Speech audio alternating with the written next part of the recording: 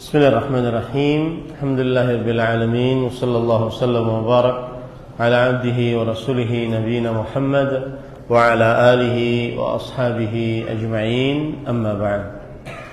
Alhamdulillah, kita bersyukur pada Allah Subhanahu wa taala. Pada hari ini kita melanjutkan kembali pembacaan kitab Kaifa Nurabbi Auladana, bagaimana mendidik anak-anak kita, dan kesempatan kali ini kita membahas tentang menjaga anak dari LGBT. Salawat dan salam semoga selalu Allah berikan kepada Nabi kita Muhammad sallallahu alaihi wa ala alihi wasallam, pada keluarga beliau, para sahabat, serta orang-orang yang mengikuti beliau sampai hari kiamat kelak. Dengan nama-nama Allah yang husna dan sifat-sifatnya yang mulia, kita berdoa, Allahumma inna nas'aluka ilman nafi'an wa rizqan tayyiban wa amalan mutaqabbala, Allahumma amin. Bapak Ibu, saudara-saudari yang dimuliakan oleh Allah Subhanahu wa taala, di sesi setelah ba'da isya ini kita akan mempelajari sebuah buku kecil berjudul Khasun Bisyabab Al-Jarimatul Khuluqiyah Amalu Qawmi Lut Al-Adrar Subulul Wiqayati Wal-Ilaj, yaitu buku khusus untuk bagi para pemuda kriminal akhlak, yaitu perbuatan kaum Nabi Lut, bahaya-bahayanya, dan sarana untuk terjaga darinya serta pengobatannya. Buku ini kalau dalam tulisan bahasa Arabnya cuma 47 halaman. Kecil bukunya dan 47 halaman. Yang ditulis oleh Fadilat Syekh Muhammad bin Ibrahim Al-Hamad hafizahullahu taala, dan ini dicetak pada tahun 1415 Hijriah. Sekarang kita 1445, berarti 30 tahun yang lalu buku ini, ya. Dan buku ini sudah lama saya baca, subhanallah. Dan para ikhwan dirahmati oleh Allah Subhanahu wa taala, yang pertama adalah pengertian. Sebelumnya saya ingin disclaimer dulu bahwa gerakan LGBT ini bukan hanya sebuah sikap atau kelakuan yang ada di tengah masyarakat.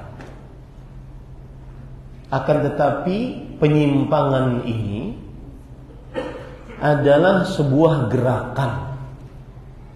Ini yang berbahayanya. Jadi ada situasi yang diciptakan, ada sarana yang dibuat, ada gerakan yang mendukung, ada framing-framing yang akhirnya tersebar penyimpangan dari kelainan seksual ini.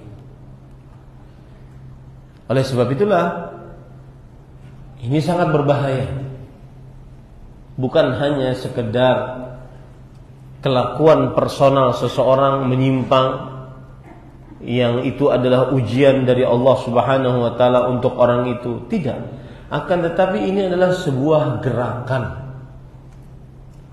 ya, yang begitu masif, begitu terencana menghantam para pemuda terkhususnya. Maka tidak ada obat paling jitu untuk melawan akan hal ini kecuali hatta tarji'u ila dinikum, sampai kalian kembali kepada agama kalian. Sebagaimana khutbah Jumat yang saya sampaikan pada kesempatan siang tadi, salah satu penyebab kehinaan yang diderita oleh kaum muslimin, tidak ditakuti oleh musuh-musuh Islam, direndahkan oleh musuh-musuh Islam, dihinakan, dianggap remeh, adalah terlalu sibuk dengan dunia, menghalalkan segala cara untuk dunia, dan termasuk di dalamnya yaitu terperosok ke dalam agenda penyimpangan seksual ini. Dan tidak ada obatnya kecuali kembali kepada agama. Makanya saya nasihatkan siapa saja yang dirinya atau keluarganya terkena akan perbuatan penyimpangan seksual ini, obat paling utama, paling jitu adalah kembali kepada agama. Dengan cara satu, harus mengetahui bahwa dirinya dan meyakini bahwa dirinya adalah hamba Allah yang tidak ada pilihan lain kecuali harus taat kepada Allah dan Rasulnya. Fala wa rabbik la yu'minun hatta yuhakkimuka fima shajara bainahum thumma la yajidu fi anfusihim harajan mimma qadait wa yusallimu taslima. Maka demi Rabbmu, mereka tidak beriman dengan keimanan yang sempurna yang wajib sampai menjadikan engkau wahai Muhammad sallallahu alaihi wasallam sebagai hakim pemutus keputusan. Kemudian mereka tidak mendapati di dalam diri mereka keberatan.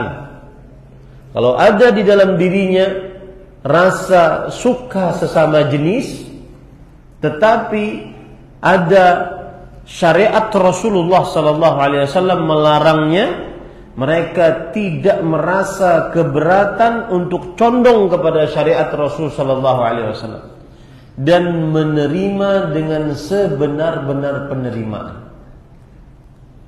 Allah juga berfirman dalam Al-Quran, "Wa ma kana li mu'minin wa la mu'minatin idza qada Allah wa rasuluhu amran an yakuna lahumul khiyaratu min amrihim. Wa man ya'sillaha wa rasulahu faqad dhalla dhalalan ba'ida." Yang artinya tidak pantas, tidak layak bagi lelaki dan perempuan beriman jika Allah dan Rasulnya telah menetapkan sebuah ketetapan, hukum, syariat, bahwa diharamkan hubungan suka sama suka dengan sejenis. Maka, contohnya itu ya, maka tidak ada bagi mereka, tidak layak bagi mereka pilihan. Pilihan maksudnya, oh saya taati enggak perintah itu, larangan itu, atau saya tidak taati. Enggak ada pilihan. Wajib, kalau larangan wajib dijauhi, kalau perintah wajib dikerjakan. Tidak ada pilihan. Dan barang siapa yang taat kepada Allah dan Rasulnya, barang siapa yang bermaksiat kepada Allah dan Rasulnya, maka sungguh dia telah sesat dengan kesesatan yang sangat jauh.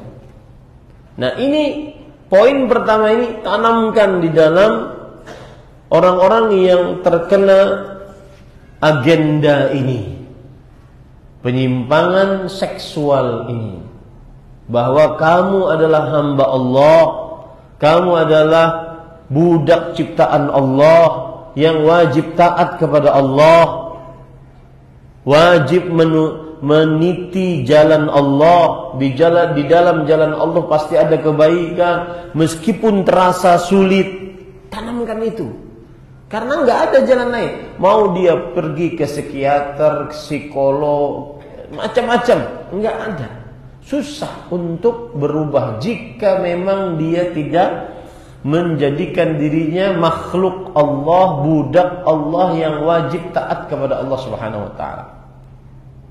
Kemudian yang kedua, kembali kepada agama, maksudnya juga adalah mengenal hukum-hukum tentang penyimpangan seksual kaum Nabi Lut. Apa hukumnya? Apa ancamannya? Apa siksanya? Apa pendapat-pendapat ulama? Ini salah satu makna dari kembali kepada agama. Nah, ini para ikhwan yang dirahmati oleh Allah. Oleh karena itu, saya akan sedikit membacakan beberapa poin penting. Ya. Di antaranya yang pertama, pengertian LGBT. Sebagian ulama mengatakan ityanuz dzukuri fid dubur, menggauli laki-laki di duburnya. Ini salah satu pengertian dari LGBT, menggauli laki-laki di duburnya. Atau pengertian yang lain adalah iktifa'ur rijal birrijal,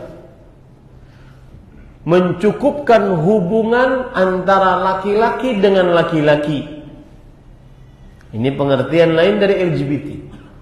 Pengertian lainnya juga adalah wat'udz dzakar adz-dzakara, lelaki berhubungan atau bergaul tubuh dengan lelaki. Lelaki bergaul tubuh dengan lelaki. Ini adalah pengertian-pengertian dari LGBT. Oleh karena ini, para ulama memiliki nama-nama dari LGBT. Nama yang pertama adalah amalu qaumi Lut, perbuatan kaum Nabi Lut. Karena mereka yang pertama kali melakukan perbuatan ini. Amal qaumi Lut, perbuatan kaum Nabi Lut. Yang kedua adalah al-fahishah. Dalam Al-Quran Allah Subhanahu wa ta'ala menamainya sebagai fahishah. Kenapa? Li'annaha fi'latun mutanahiyatun fil qubh. Karena dia adalah perbuatan yang sangat teramat buruk. Makanya disebut dengan fahishah. Yafhashuhul aqlu wasyar'u wal-'urf. Akal sehat memburukannya, syariat apalagi, bahkan sifat dasar manusia memburukannya. Istilah yang ketiga yang dipakai juga al-liwat, yaitu gay, liwat. Kenapa? Menisbahkan kepada kaum Nabi Lut, karena mereka yang pertama kali mengamalkannya, melakukannya, al-liwat. Yang keempat, asyudzul jinsi, kelainan seksual. Ya. Jadi LGBT itu adalah perbuatan yang tidak normal secara seksualitas. Kelainan seksual dia. Kelainan seksual. Kemudian ini juga yang kelima, al-mudabarah, diambil dari kata dubur, karena mereka menggunakan hubungan badan mereka melalui dubur. Bahkan subhanallah, ada beberapa tayangan di YouTube, saya beberapa kali melihat tentang hal ini dari para dokter yang berkecimpung memerangi akan perbuatan kelainan seksual ini. Sekarang banyak pemuda yang memiliki penyakit dengan duburnya. Ya, duburnya berpenyakit, dan penyakit itu belum ada sebelumnya dan belum ada sampai sekarang obatnya. Persis seperti yang disebutkan oleh Rasulullah sallallahu alaihi wasallam. Lam tadhharil fahishatu fi qaumin qat hatta yu'linu biha illa fasha fihim at-ta'un wal awja' allati lam takun madat fi aslafihim alladhina madaw.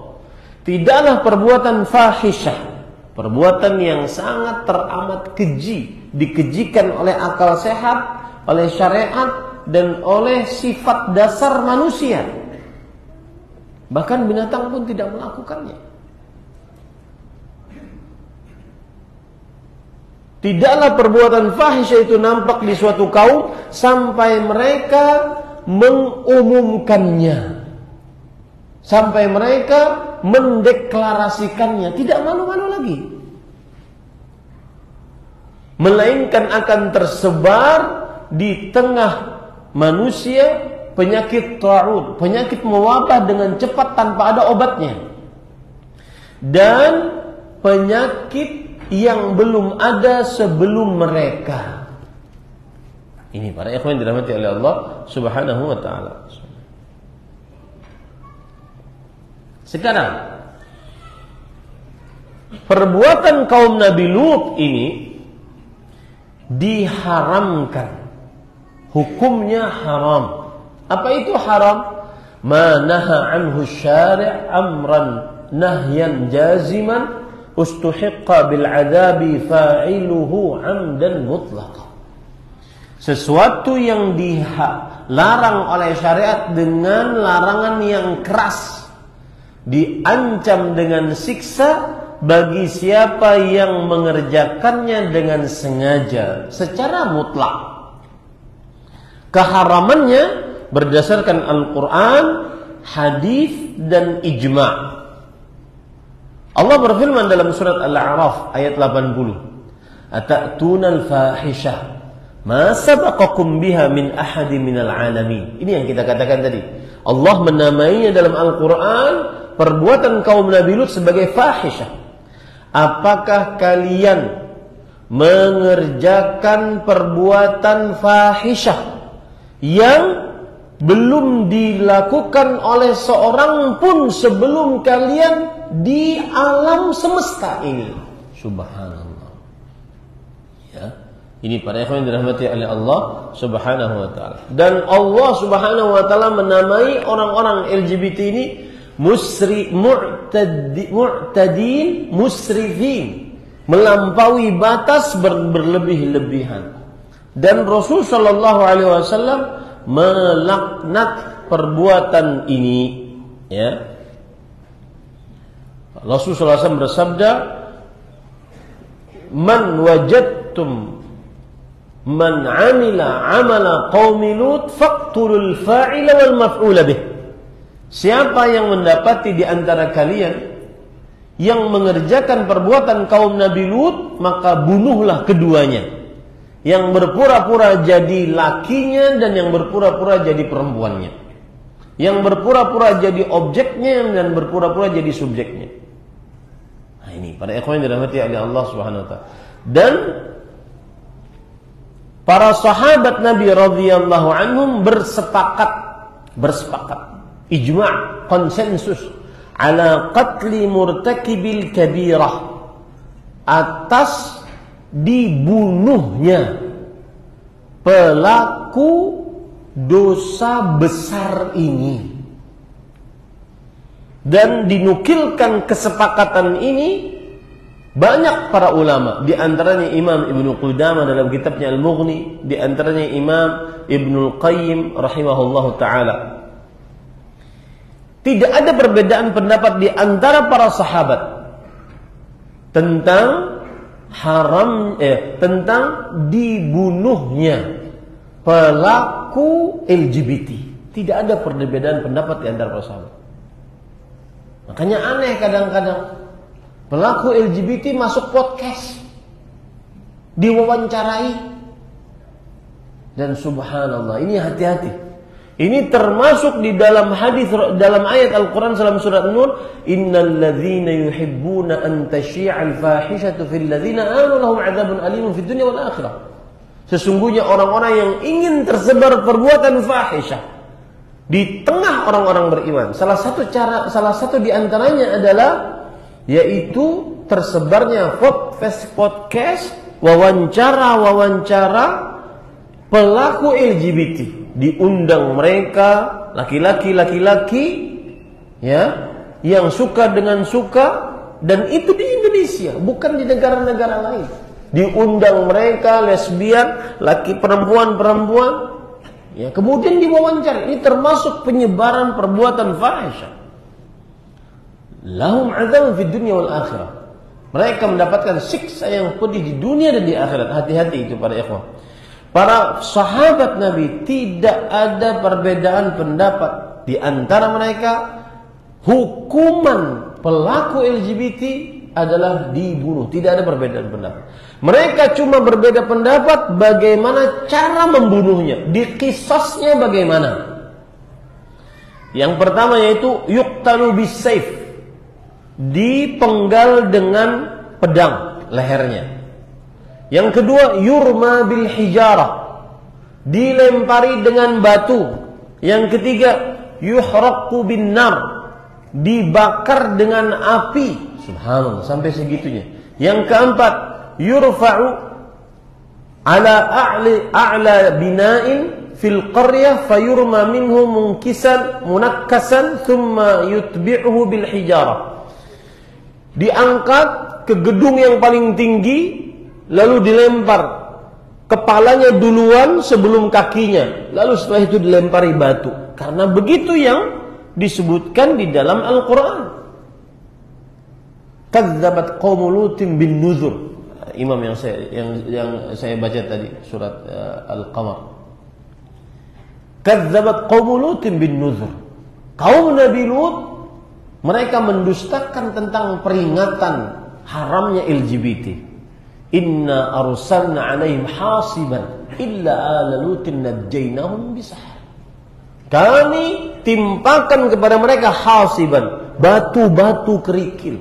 Jadi kaum Nabi Lut itu disiksa dengan cara diangkat bumi mereka, kemudian dibalik oleh Allah, lalu dilempari batu dari langit. Allah. Makanya sebagian ulama mengatakan seperti itu hukumnya. Nah, ini sampaikan kepada anak-anak kita, terutama yang sudah bisa mencerna akan perbuatan ini. Dan seperti yang sudah saya ungkap, ini agenda para ikhwan yang dirahmati oleh Allah Subhanahu wa taala. Agenda dari orang-orang yang buruk. Dan di beberapa platform media sosial, saya termasuk yang terkena Bennett waktu itu.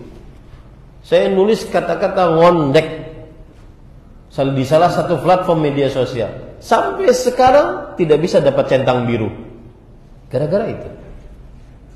Artinya platform-platform media sosial termasuk di dalamnya yang mereka melakukan gerakan-gerakan ini dan menyetujui gerakan-gerakan ini. Coba perhatikan perkataan Fadilat Syekh Bakar Abu Zaid, seorang ulama Islam ahli fatwa di zaman sekarang yang sudah meninggal, di dalam kitab Al-Hudud wa Ta'zirat inda Ibnul Qayyim.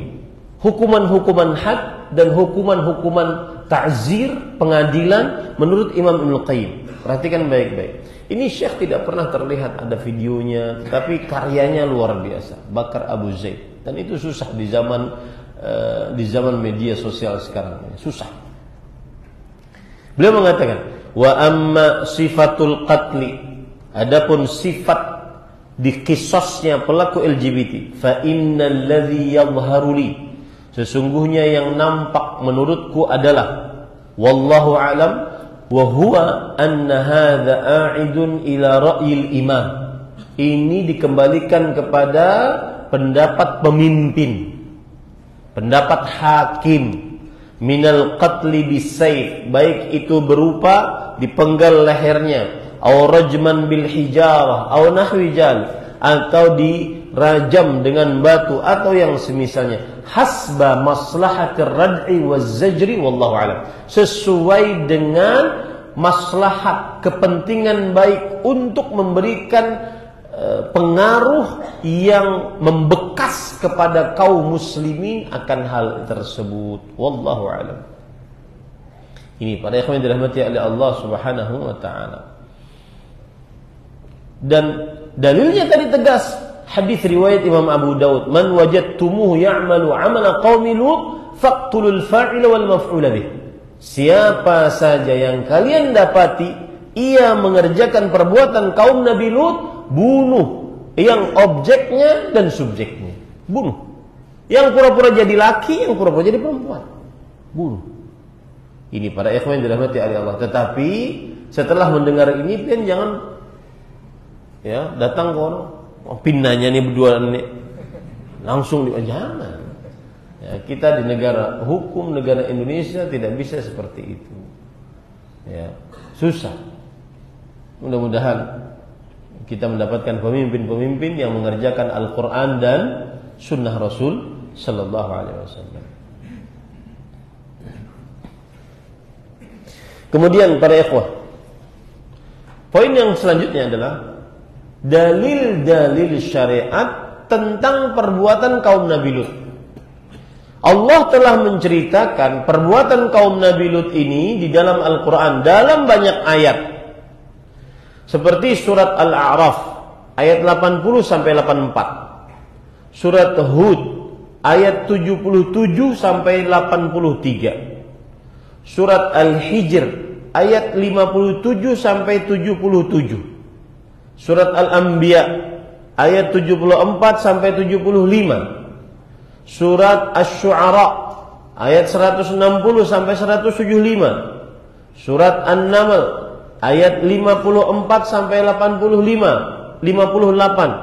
Surat Al-Ankabut ayat 28 sampai 35. Surat As-Saffat ayat 133 sampai 138. Surat Al-Qamar ayat 33 sampai 39. Subhanallah, banyak ayat diceritakan oleh Allah dalam Al-Quran kisah kaum Nabi Lut. Adapun dari hadis Rasul sallallahu alaihi wasallam riwayat Imam Ahmad, la'anallah man 'amila 'amala qaumi Lut. Allah melaknat, maksudnya Allah mengusir dari rahmatnya yang mengamalkan perbuatan kaum Nabi Lut. Kemudian dalam hadis riwayat Imam Ahmad juga disahihkan oleh Imam Al-Albani rahimahullah, inna akhwafa ma akhafu ala ummati amala qaumi Lut. Ini sudah dari 14 abad yang lalu. Subhanallah, saya merinding. 14 abad yang lalu Rasulullah SAW sudah mengingatkan, yang paling aku takutkan atas umatku adalah perbuatan kaum Nabi Lut. Terutama kita di negeri kita, kaum muslimin terbanyak sedunia. Bagaimana di sekolah-sekolah sekarang, laki-laki gemulai, laki-laki goyang pargoy biasa. Ini bukan prestasi, wallahi bukan prestasi para ikhwah. Ini bukan prestasi. Ini para ikhwan yang dirahmati oleh Allah Subhanahu wa taala. Lihat perkataan Al-Fudail bin Iyad, seorang tabi'i. Disebutkan perkataan beliau di dalam kitab Zammul Liwat yang ditulis oleh Imam Ad-Duri. Lau anna lutiyan ightasal bi kulli qatratin minas sama laqiyallaha ghaira tahir. Kalau ada orang yang mengerjakan perbuatan kaum Nabi Lut, mandi dengan seluruh air hujan yang turun dari langit, niscaya dia akan bertemu dengan Allah di hari kiamat dalam keadaan tidak suci. Subhanallah. Nah, ini sampaikan kepada anak-anak kita yang sudah bisa mencerna para ikhwan. Padahal tema-tema seperti ini yang paling utama untuk mendengarnya bukan hanya para orang tua, akan tetapi juga anak-anak. Apalagi ini agenda para ikhwan yang dirahmati oleh Allah Subhanahu wa taala. Nah,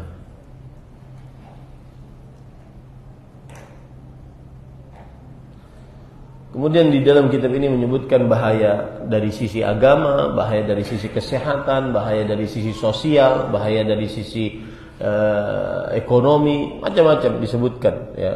Yang terakhir disebutkan di dalam kitab ini adalah sarana agar bisa terlepas dari LGBT atau sembuh dari LGBT ini. Dan banyak sarana disebutkan di sini sampai ada 35 sarana. Saya akan carikan yang memang benar-benar related dan bisa kita kerjakan.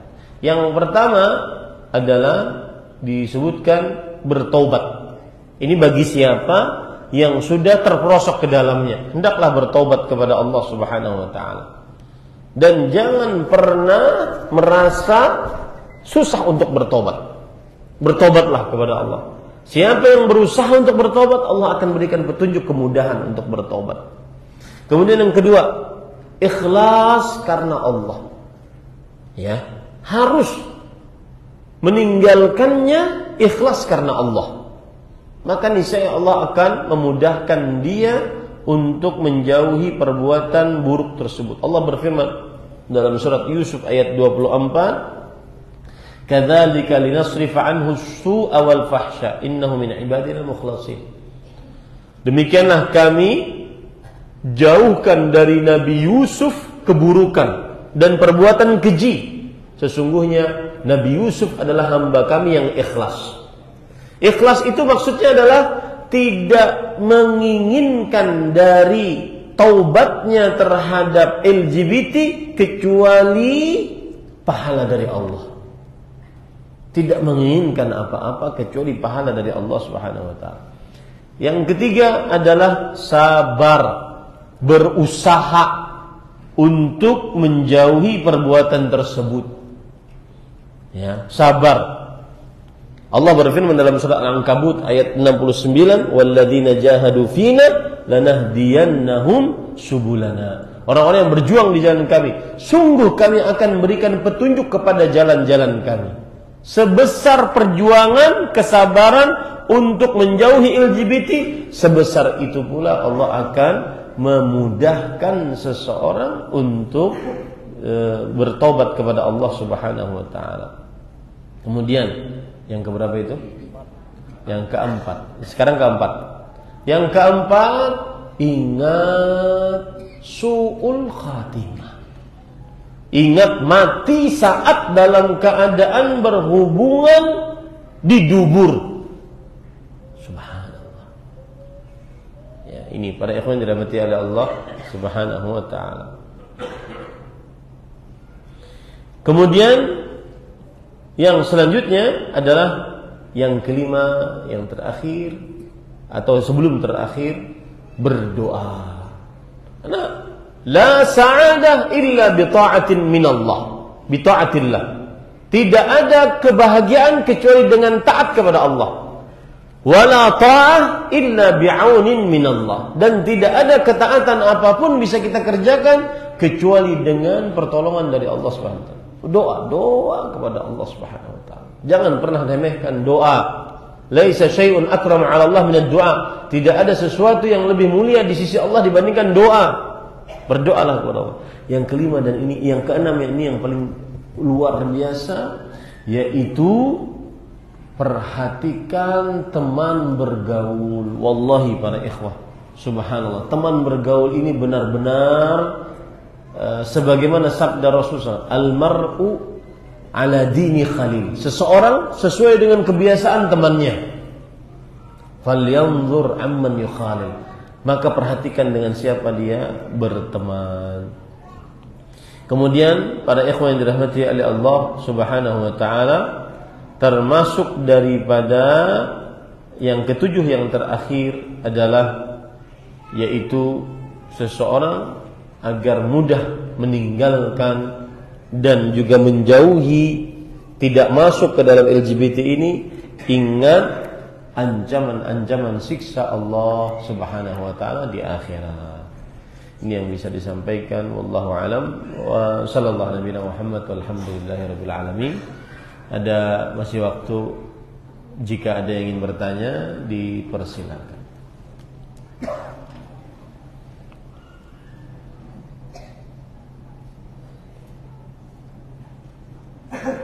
Baik. Ini permasalahan fikih sebenarnya, tidak ada urusannya dengan LGBT atau menyerupakan diri, tapi ada sedikit mencondong ke sana. Saya pernah safar, maksudnya bepergian, sholat di suatu masjid. Karena saya memakai celana pendek, sarung tidak ada.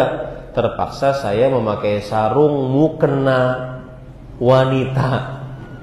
Bagaimana hukum sholat saya? Apakah sah? Apakah perbuatan saya termasuk rukhsah dalam agama? Maksudnya keringanankah begitu? Maka jawabannya adalah sholatnya sah jika mengumpulkan rukun dan kewajibannya. Sholatnya apa? Sah. Tetapi berdosa karena memakai pakaian perempuan. Ya. Jadi tidak diringankan di situ, malah berdosa karena memakai pakaian perempuan. Wallahu a'lam. Ada aja ya, subhanallah.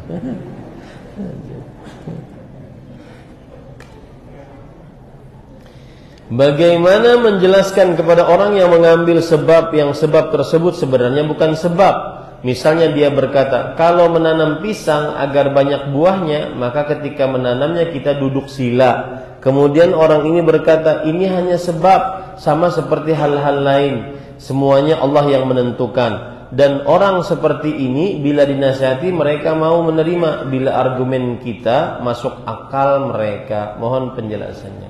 Maka jawabannya, semuanya jika Allah kehendaki juga bisa terjadi.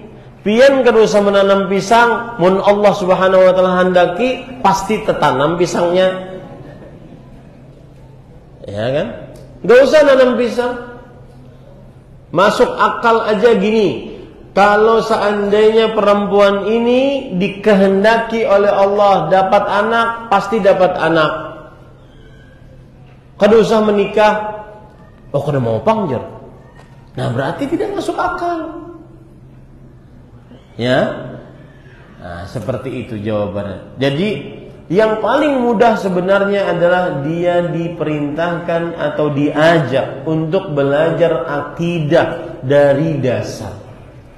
Salah satu pembelajaran akidah adalah permasalahan tawakal. Yang disebutkan tadi tentang sebab itu larinya kepada urusan tawakal. Jadi gini, saya besok pagi habis subuh itu ngaji usulul iman fi dhau'il kitab wa sunnah, pokok keimanan berdasarkan cahaya Al-Quran dan Sunnah.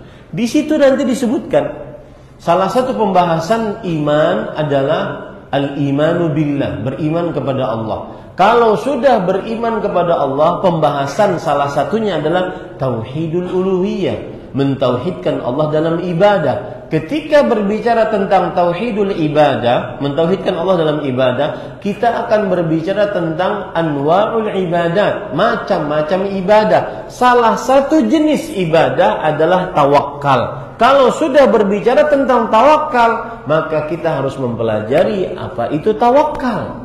Tawakal adalah sidqu i'timadil qalbi 'ala Allah wahdah fi talabi naf'in aw daf'i dhar ma'a fi'lil asbab. Kuatnya, benarnya, bersandarnya qalbu kepada Allah semata untuk mendapatkan kebaikan atau tertahan keburukan dengan mengerjakan sebab. Lihat di situ. Baru pembicaraan sebab. Ya, itu tawakal. Nah, sebab yang kita kerjakan ada dua. Yang pertama, sebab yang sesuai dengan syariat dari Al-Quran atau hadis Rasul. Seperti Zam-Zam. Rasulullah SAW bersabda, Zam-Zam lima syuriba. Zam-Zam ta'amu tu'min wa shifa'u suqmin. Minum air Zam-Zam, makanan bergizi dan minuman yang menyembuhkan atau obat penyembuh. Yang kedua, termasuk sebab syar'i yang sesuai dengan syariat Allah dalam Al-Quran atau hadis Rasulullah SAW, minum madu dalam surah An-Nahl. Fihi syarabun mukhtalifun alwanuh. Di dalam madu itu ada minuman yang penyembuh. Disebut oleh Allah dalam Al-Quran sebagai penyembuh. Kemudian bacaan Al-Quran sebagai penyembuh. Itu sebab syar'i dini. Sebab yang sesuai dengan syariat dan sesuai dengan agama. Nah, di sana ada sebab istilah para ulama akidah kauni qadari.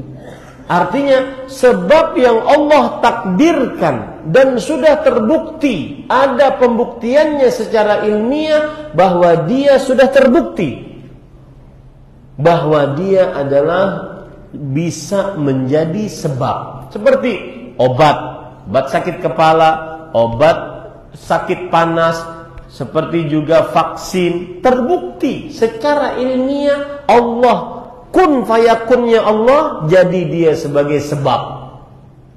Maka ini boleh digunakan. Ini namanya sebab kauni qadari. Contoh misalkan Rasulullah SAW di peperangan Uhud, zahara baina dir'ain, beliau memakai 2 lapis baju perang. Itu sebab kauni qadari. Secara pembuktian baju perang bisa menahan pedang, bisa menahan tombak, bisa menahan panah secara takdir Allah Subhanahu wa taala. Maka ini sebab kauni qadari. Nah, sekarang kita ambil contoh. Pian dapat dari mana? Kalau Besila menanam pisang banyak buahnya, sebab mana? Syar'i dini atau kauni qadari? Kalau syar'i dini, mana ayatnya, mana hadisnya? Hadisnya harus sahih, jangan hadis palsu. Yang kedua, kalau dia sebab kauni, mana buktinya? Ujar kaiku kaitu, nah lain itu berarti. Ya, itu para ikhwan. Jadi seperti itu. Makanya menjawabnya agak panjang. Biasanya orang-orang seperti itu ngalih diajak belajar, ya susah. Sama permasalahan foto kayak itu juga. Siapa yang meletakkan foto bulan, warungnya laris. Nah, itu persis tuh. Lihat sebabnya syar'i, dini atau kauni qadari. Adalah dalilnya dari Al-Quran atau hadis Rasulullah SAW yang meletakkan foto fulan maka berkah laris. Atau sebab kauni, ya, terbukti secara ilmiah. Maka jawabannya tidak ada. Ini para ikhwan yang dirahmati oleh Allah Subhanahu wa taala. Ada lagi yang meletakkan foto fulan maka pas kebakaran, rumah kebakaran, fotonya selamat, rumahnya ada, rumahnya ada. Ini berarti ada bermanfaat. Nah, dia bukan sebab syar'i, bukan sebab apa? Kauni qadari. Nah, sekarang yang jadi masalah, kalau sesuatu dijadikan sebagai sebab, padahal dia bukan sebab baik secara syar'i, dini atau secara kauni qadari, maka itu termasuk perbuatan syirik asghar. Kenapa bisa syirik asghar? Karena Rasul sallallahu alaihi wasallam bersabda, "Man 'allaqa tamimatan faqad asyrak." Yang menggantung jimat maka dia telah berbuat syirik. Syirik asghar ini bisa naik menjadi derajatnya syirik akbar kalau diyakini sebab yang tidak syar'i, tidak kauni tadi yang mengatur, mencipta, memberi pengaruh. Nah, ini bahayanya. Ya, ini para ikhwan yang dirahmati oleh Allah Subhanahu wa taala. Dan kita menasihati, tidak merendahkan, menasihati. Yang mau terima nasihat untuk mentauhidkan Allah, alhamdulillah. Yang tidak terima, itu urusan masing-masing. Wallahu a'lam. Anak teman saya seorang perempuan dan masih balita, berarti bawah 5 tahun. Apakah tetap haram saya menyentuhnya? Kada bauntungai. Umma pian ngajaran dari mana lagi? Ya. Sebagian, jadi benar-benar ya, syaitan itu licik luar biasa. Dia itu licik luar biasa tuh Pak. Ada kadang-kadang bayi, ini kasus lain ya, bayi masih habang bayinya, sudah dicadari. Kena umur 17 kena berjilbab. Subhanallah. Ya masih 5 tahun, makanya ulun kadang-kadang kalau ada anak-anak perempuan yang mau salaman, ya apa-apa, ulun langsung tanya, sudah balik belum? Belum, salaman. Kalau seandainya sudah balik, ya. Karena Rasulullah SAW bersabda, an yut'ana fi ra'si ahadikum bimakhitin min hadid khairun lahu min an yamassa imra'atan la tahillu lah. Sungguh seseorang ditancapkan paku dari besi di kepalanya lebih baik daripada dia berjabat tangan atau bersentuhan dengan perempuan yang tidak halal untuknya. Jadi jangan terlalu keras. Masa umur balita kada boleh menyantuh ya? Betul kesannya. Subhanallah. Saya punya anak perempuan, salah satu temannya cowok, tapi kayak perempuan tingkahnya. Nah ini mukhannas tadi. Tapi dia pelindung banget buat teman-teman ceweknya. Memang kayak itu. Itu yang disuruh dikeluarkan. Akhriju min buyutikum. Keluarkan dari rumah kalian tuh.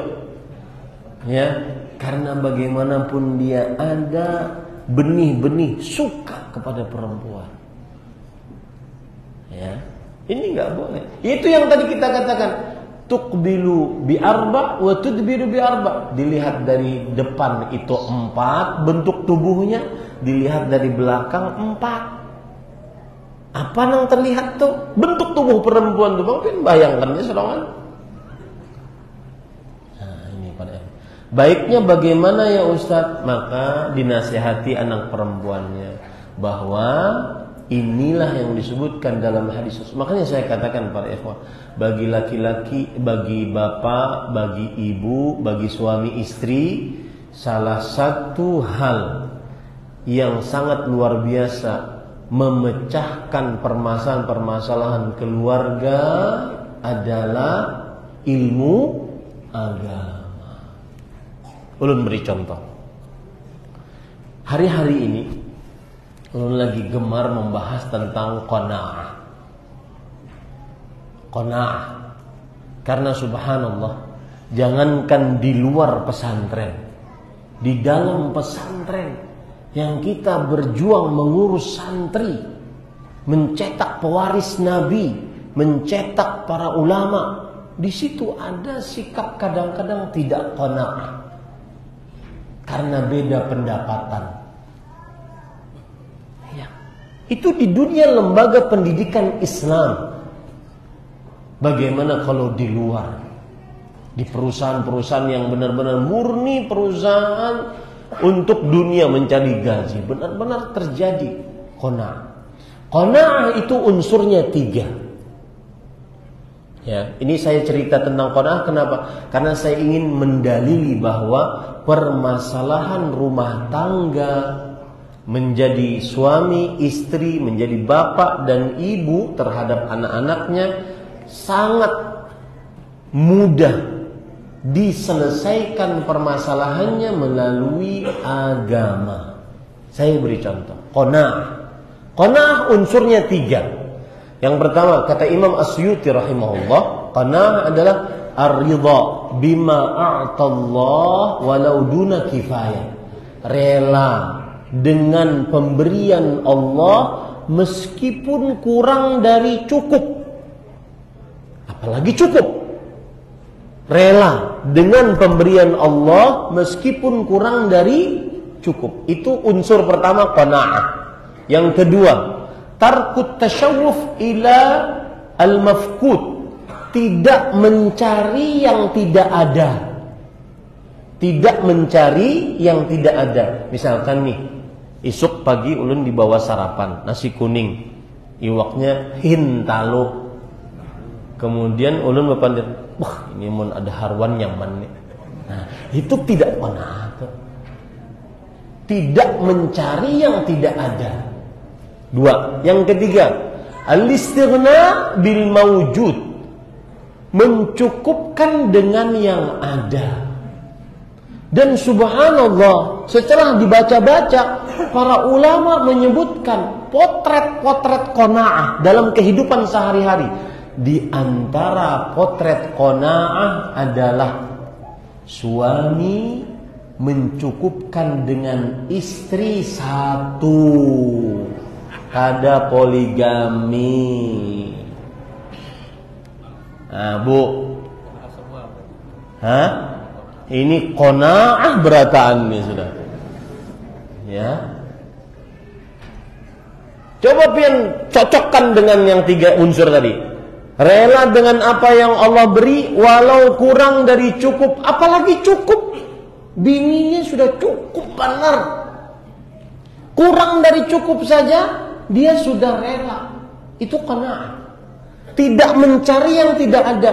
Aku sebenarnya hendak yang tinggi, semampai, putih. Itu tiang listrik. Ya. Kemudian yang ketiga adalah mencukupkan dengan yang ada. Maka qanaah. Ya, cukup sudah. Sauting itu belum habis-habis jualan. Nah, ini yang bisa kita sampaikan, apa yang baik dari Allah Subhanahu wa taala. Sallallahu alaihi Muhammad walhamdulillahirabbil alamin. Subhanakallah bihamdik asyhadu an la ilaha illa anta astaghfiruka wa atubu ilaik. Wassalamualaikum warahmatullahi wabarakatuh.